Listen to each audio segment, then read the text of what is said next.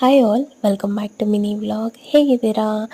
ನಮ್ಮ ಪುಟ್ಟ ಮನೆಯ ಗೃಹ ಪ್ರವೇಶ ಹಿಂದಿನ ದಿನ ಯಾವ ರೀತಿ ಇತ್ತು ಅಂತ ಹೇಳಿ ವಿಡಿಯೋದಲ್ಲಿ ಶೇರ್ ಮಾಡ್ಕೊತಾ ಇದ್ದೀನಿ. ಇನ್ನು ಗೃಹ ಪ್ರವೇಶಕ್ಕೂ ಮುಂಚೆ ಕೆಲವೊಂದು ಶಾಂತಿ ಮಾಡಬೇಕು ಅಂತ ಹೇಳಿದರು. ಅದೇ ರೀತಿಯಾಗಿ ನಾವು ಗಣಪತಿ ಪೂಜೆ, ವಾಸ್ತು ಹೋಮ ಮತ್ತು ನವಗ್ರಹ ಶಾಂತಿ ಎಲ್ಲ ಮಾಡಿಸಿದ್ವಿ. ಇದು ಮಾಡ್ಸೋಕ್ಕೂ ಮುಂಚೆ ನಮಗೆ ಮನೆ ಅಲಂಕಾರ ಎಲ್ಲ ಚೆನ್ನಾಗಿರಬೇಕು. ಸೊ ಏಕೆಂದರೆ ಮನೆ ಕನ್ಸ್ಟ್ರಕ್ಷನ್ ಆದಾಗ ಹೊಸ ಮನೆಗೆ ಮಾತ್ರ ಈ ರೀತಿ ಅಲಂಕಾರ ಮಾಡೋಕ್ಕಾಗತ್ತೆ. ಹಂಗಾಗಿ ಇವಾಗ ಮಾಡೋ ಅಲಂಕಾರ ತುಂಬಾ ಒಂಥರ ಮೆಮೊರಿಯಾಗಿ ಉಳ್ಕೊಳ್ಳುತ್ತೆ. ಹಂಗಾಗಿ ನನಗೆ ತುಂಬಾ ಎಕ್ಸ್ಪೆಕ್ಟೇಷನ್ಸ್ ಇತ್ತು. ಹೂವಿನ ಅಲಂಕಾರ ಇದೇ ರೀತಿಯಾಗಿ ಬರಬೇಕು, ಇಲ್ಲಿ ಇದೇ ರೀತಿ ಇರಬೇಕು ಅಂತ ಹೇಳಿ.